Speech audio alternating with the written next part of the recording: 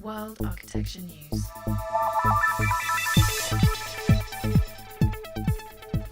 Today, we go to Miami to explore the science of BIM.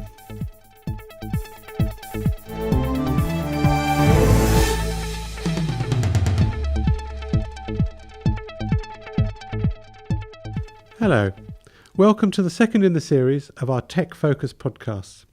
Today, we look at how Revit was used on the design of the Miami Science Museum.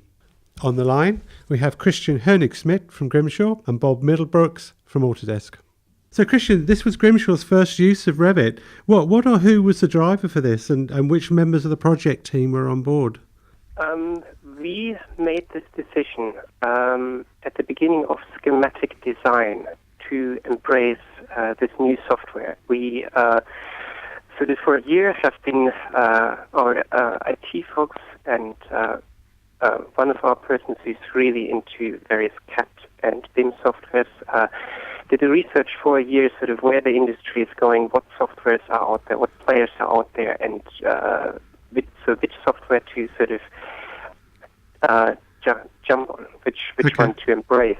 And we made then the decision to go with Revit from Autodesk, and started using this on the Miami Science Museum in schematic design. We are now nearing the end of design development, which is sort of stage E in the UK. Yeah. And so that decision was made at a relatively high level because we understood that's where the industry is heading. So we didn't want to miss out on this. And the decision was made to try it out on a to give it a very thorough trial, and to use it on a project which we knew will be very complex and would surely pose challenges for us and for the team to make it work in Revit, because sort of our understanding was that Revit works, of course, really well if you have, let's say, like in a skyscraper, you have many floors and a lot of repetition. Our building, there is hardly anything is repetitive. So each floor is different due to a very, very diverse building program and the architectural response we came up with. So I think we made it even more complicated for us. So it was for everyone on the team was a quite steep learning curve, because at the point when the decision was made, no one of us had used the software before. Well, that sounds a very brave step to use this new software on a complex project like this, when you didn't have anyone on the team that were experienced. Did you say that's? Yeah, I think it's fair to say that was a brave step. You know, I don't think normally when we work with customers that we would ever recommend that you take on a building as diverse and complex as this as your first step in. But you've done a fantastic job. Well, thank you. Are really compelling, and it's a great job and a great example. But it is a more challenging effort that you took than I think normally we would ever hope people would utilize to get in. Yeah. You mentioned sort of various outputs, like, of course, general drawings, and also renderings. We still keep using various softwares to output our work. So right now on this project, we use Revit for the documentation. For a lot of the early design explorations and form finding, most of the team members still use Rhino. For the visualization, we use other programs. So we use a multitude of programs. So whatever we think is the best for that purpose, we use. So we might have not yet explored sort of the full potential of Revit. So Bob, that was a question I had for you. I mean, this must be a very important function of Revit, the compatibility with other software. It is. It's a difficult way to transition between different softwares, because we have sort of different goals. Many of the early conceptual design softwares that are in the market, are basically forms, rather than shall I say objects. Revit is particularly an object-based tool in the sense that walls are walls and floors are floors and roofs are roofs, and their components that ultimately get used. Though, we too are working with and have experiments such as Vasari out in our labs that are very, very, conceptual form-making tools to help you make the transition from one to the other. But you're right. In the marketplace right now, there's a diversity of programs. There's a lot of people used to certain techniques. Interoperability of being able to move those geometries into Revit is in place, and then articulating those to be the actual construction elements of a building, or the next step.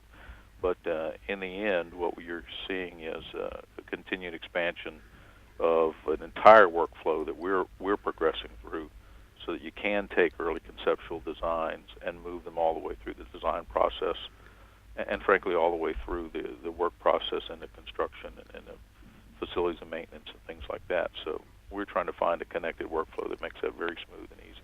Okay, I mean, one of the things that interests me that I saw from your notes that it seems that the software has actually enabled a bit of a step change in your coordination meetings. Yes. Maybe you could tell us a little bit about how things have moved on in that front. Yeah, we used, before we started using Revit, we already used various 3D software to visualize the building and to communicate this to the client, but also to consultants. But in terms of sort of documentation and this, let's say, day-to-day exchange and then sort of ongoing coordination with the consultants, it was still mainly 2D drawings, plans or sections, and also what you brought to a meeting, right? You tabled printouts or so, and just a few times maybe had a laptop at hand or so and sort of rotated around the 3D model.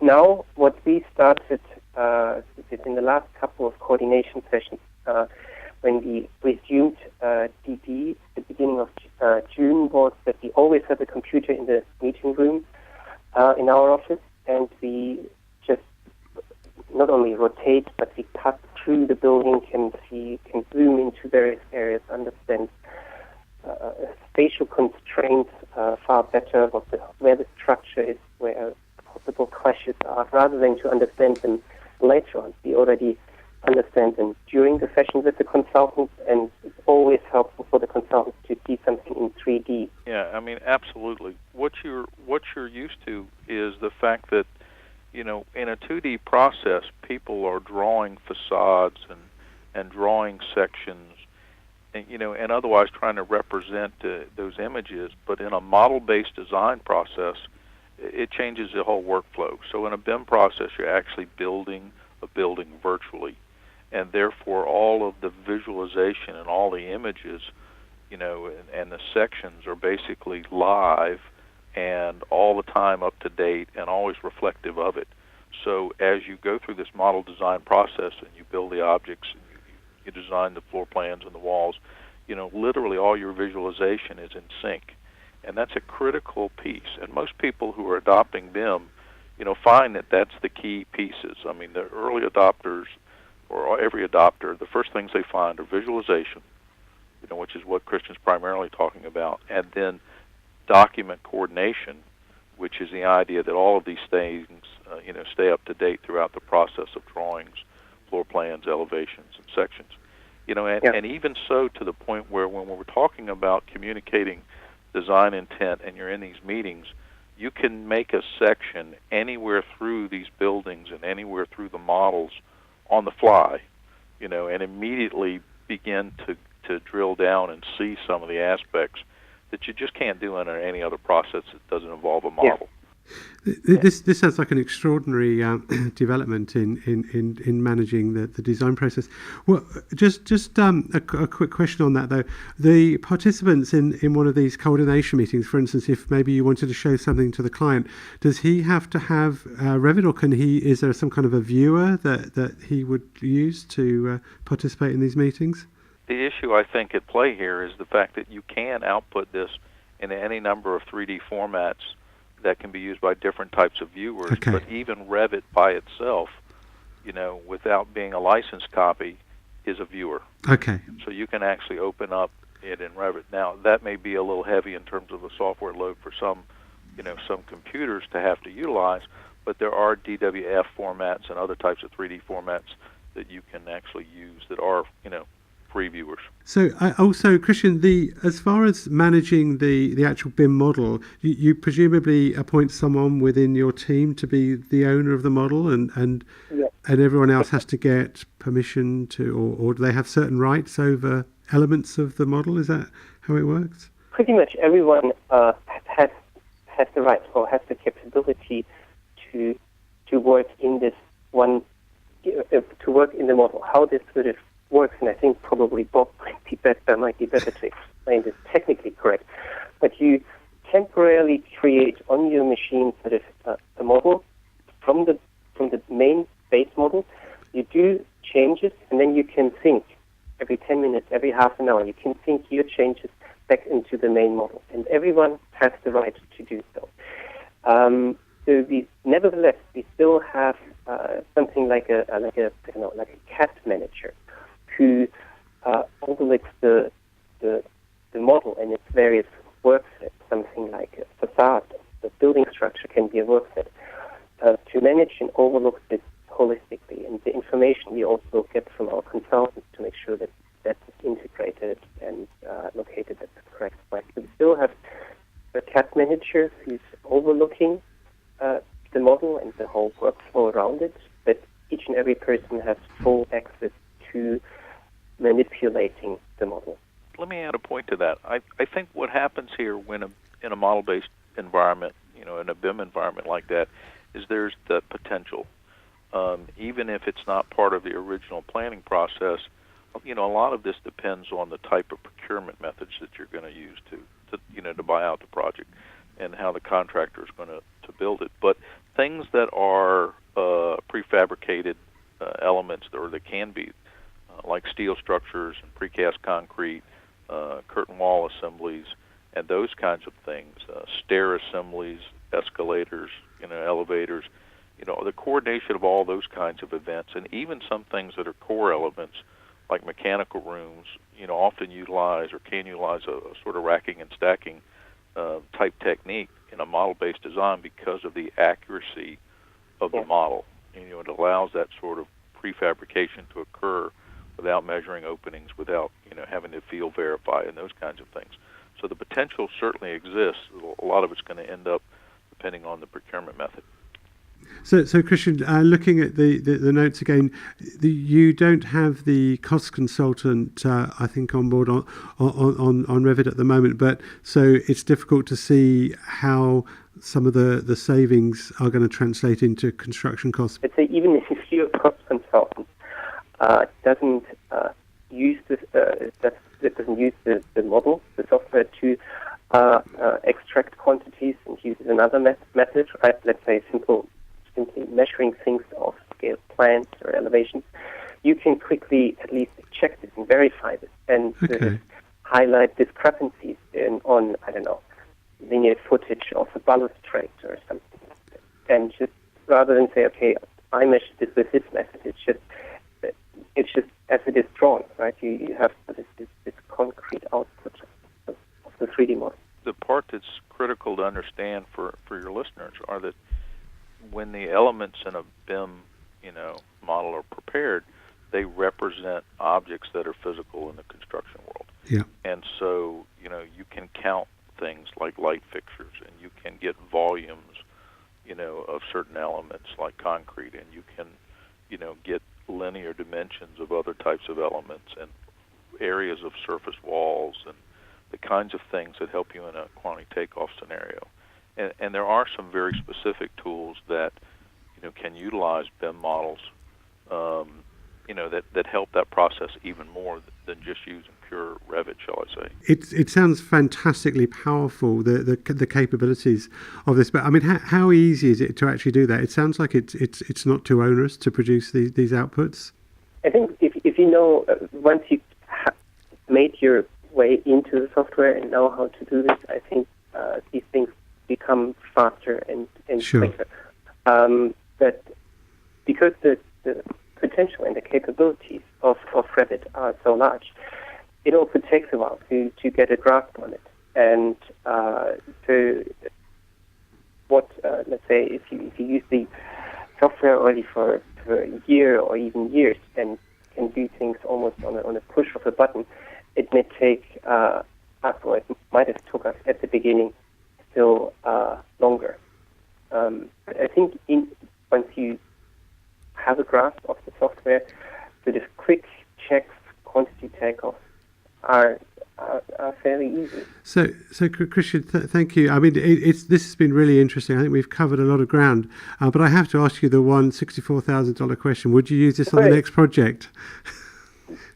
Surely, yeah, definitely. I mean, the reason why the Miami Science Museum is still the only project is that we haven't, since we made the decision and started using Revit on this project, we haven't started with a new project and went beyond sort of initial, very early concept phases or even competition design. But the plan is that every other large project that will go into the sort of serious planning stages will use Revit as well. I think the point of early adoption of building information modeling is that it takes a while when you first initially do this to help the workflow that model-based design induces into this to merge with the culture and the process of your firms. I mean, each firm is individual.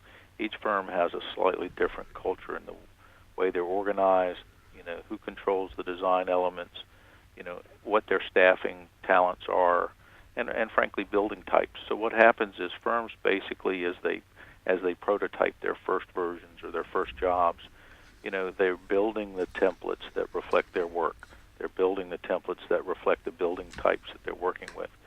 And, even to the point where we were talking about quantity takeoffs, they're building report formats and templates that help them in the future. And once that basic workflow is starting to get melded into their, into the culture of their firm, then it's a little bit easier as you go forward to continue to utilize that process. But there is no doubt that model-based design approaches like this, like Revit, are different.